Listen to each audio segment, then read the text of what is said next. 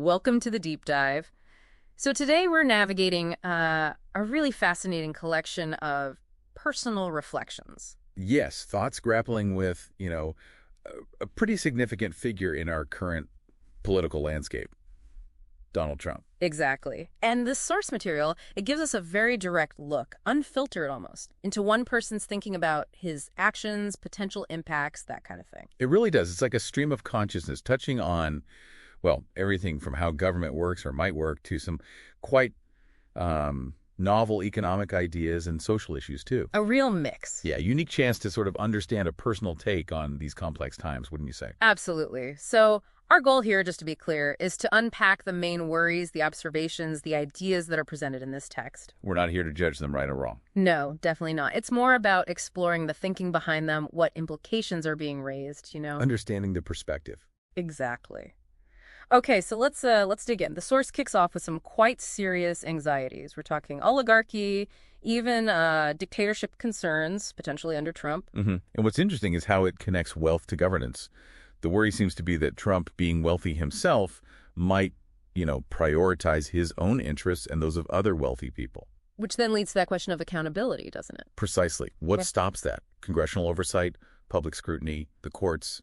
How effective are they perceived to be in this scenario? Right. And there's a specific mechanism mentioned, too, this idea of cutting regulations quickly through a Department of Government Efficiency? Yes, led by his appointees. Yeah. The concern being that this could sort of sidestep the usual checks and balances. Yeah, bypass the process. And the source uses a really strong analogy here, comparing the perception of unwavering Republican support to Nazi salutes. That shows the intensity of the concern. It's a very stark image. Though, it's important we note, the source does acknowledge Trump denies any dictatorial or oligarchic aims. True, that denial is mentioned. But then it immediately pivots to this observation about campaign supporters now being in positions of power. Yeah, raising that potential for a you scratch my back, I'll scratch yours dynamic, a sort of transactional politics concern. And then this is where it gets, quite pointed. The source brings up Trump's past admissions and convictions. It doesn't detail them, but it uses them to pose that fundamental question. Does past behavior indicate future actions? Is it relevant? And linking that back to the bigger picture, the source observes Trump seems to have, or is perceived to have, significant influence over the Senate and the Republican Party. Which sort of shifts the focus, doesn't it? Away from internal checks and towards, the American public and their choices in elections. Yeah. And there's also this interesting contrast drawn with the Democrats, a perceived difficulty for them to maybe overturn past actions within just one 4-year term. A sense of asymmetry, perhaps? Could be. Okay, moving on. There's another specific incident raised that clearly worried the source author, Trump allegedly demanding an apology from a church. Yes, for the church expressing its views. This touches on something really fundamental in democracies, The line between political power and freedom of speech, freedom of religion even. And the source saw this alleged action as, dangerous for the church, indicative of dictatorial tendencies. Leading to this call within the texts for an investigation, protection for the bishop involved. It's presented as a serious matter. Then the text has this moment, it reads like disbelief, actually. Something about gifts. It says, damn, this can't be true. Right. Followed immediately by this need to find the source of that information. Like, where did this come from? And straight after that, it lists off, almost like bullet points, shady judgment already, like immunity for president and abortion and green card for spouses. Very concise. Yeah, it doesn't elaborate. But the inclusion of those items, presidential immunity, abortion, spousal green cards, points to a kind of broader unease, doesn't it? About the direction of policy, legal interpretation. You feel the concern there. Definitely. The tone then shifts quite dramatically, actually, with this heading. What's up, Trump?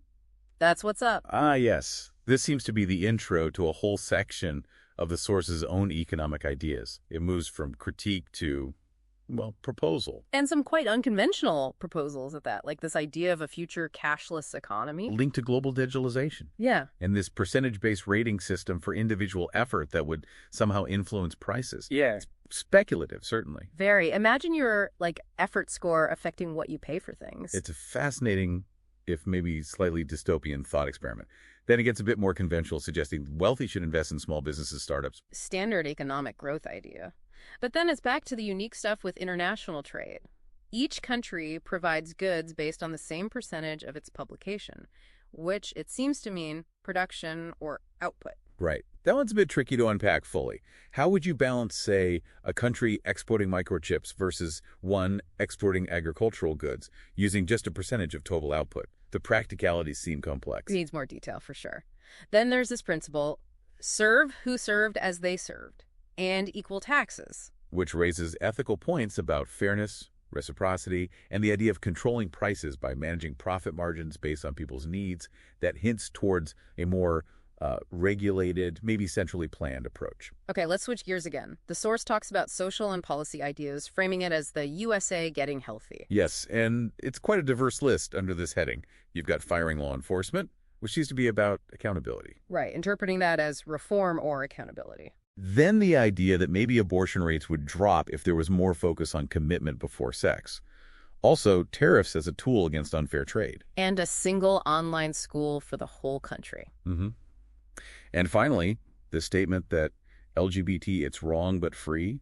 Again, just to reiterate for everyone listening, we're reporting the views in the source. Absolutely, just presenting what's there. Okay, next up, the Department of Government Efficiency again. But this time, the reaction seems slightly different. Yeah, interestingly, there's a hint of positive initial reaction here. The source seems to agree that government officials do need supervision. So maybe this department isn't seen as entirely negative, like better than nothing. Potentially. There's this sentiment expressed, give them a chance and break to make it then improve it. So maybe a cautious wait-and-see approach. Interesting nuance. Okay, foreign relations gets a brief mention too. Just noting that the U.S. is involved in talks. Russia, Ukraine, Palestine, Israel. The emphasis seems to be on the U.S. acting as a communicator, talking to all sides. A facilitator role. Seems to be the idea presented. Now, the source also comments directly on Trump's communication style, calls it a little bit reckless with his words. And it attributes this, potentially, to a lack of formal training in communication, politics, or law. Just sort of speaking off the cuff, maybe. But it also adds that he seems to be trying, sometimes gets excited, and maybe even tries to correct mistakes. Yeah, it's a more observational tone there. And surprisingly, it encourages the media to keep pushing, seeing their role as a system that works, even if it needs improvement. That is unexpected. Okay, then we dive deeper into tariffs. A specific person, Justin, is mentioned. Right, and Justin's view, as presented, is very anti-tariff. Calls them dump, presumably meaning dumb or damaging. Why? What's the reasoning given? Because they increase prices for consumers. Yeah. The argument is that if imported materials and goods become expensive, it hurts businesses, and ultimately the whole economy pays the price. So the increased costs just ripple through everything. That's the concern expressed. And the source suggests that if this negative impact is real and understood, then only ego would stop fixing it, implying Trump is responsible for these policies. Then it considers tariffs specifically on neighbors Canada, Mexico, and China too. Yeah, it's suggesting that while the government might get more money from these tariffs, it's the consumers who lose out through higher prices. And potentially you lose allies too. But then it contrasts this with Trump's own stated position, right? That he'd only put tariffs on countries that already tariff U.S. goods. Correct. Though the source expresses some doubt about whether Canada, Mexico, and China actually fit that description. Bit of skepticism there. So what's the alternative proposed in the source? Well, it suggests telling other countries to drop their tariffs on U.S. goods, or else face-matching tariffs from the U.S. The idea being this would force tariffs down globally and lower prices for American consumers. A kind of reciprocal pressure tactic. Seems like it.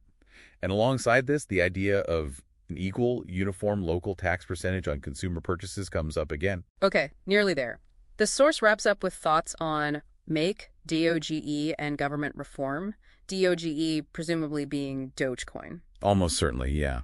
The source seems to think both ideas, promoting Dogecoin and reforming government, could be good things. But with a major caveat. A huge one. They need to be done properly and, crucially, with the consent of the people. Democracy matters, basically. Exactly. The principle stated is that big changes shouldn't go against public opinion. They need approval from elected representatives like the Senate. And this leads to the mention of alnos.org. Yes, envisioned as some kind of platform, a way to gauge public agreement, maybe even elect representatives online, and amend laws through voting. It's presented as a tool for democratic reform. A sort of digital democracy idea. Kind of. Okay, so that brings us to the end of this particular journey through the source material. Yeah, we've covered a lot of ground, from anxieties about fundamental governance shifts. Some really out there economic theories, Mm. diverse social views, thoughts on government structure, trade. All seen through the lens of one person's unfiltered observations and concerns. It's quite a collection. It really is. Which leads us to our final thought for you, the listener. When you encounter these kinds of direct, sometimes contradictory personal viewpoints, like the ones we've just discussed, what does that tell you? Yeah, what does it reveal about the challenge of making sense of current events, of trying to grasp potential futures? How do you personally weigh these kinds of unfiltered opinions and observations against, say, more traditional news analysis or expert reports when you're trying to form your own understanding? It's something worth thinking about, isn't it? How different types of information shape our perspectives. Definitely. We encourage you to keep reflecting on that and maybe explore some of these topics further on your own. Thanks for joining us on the deep dive.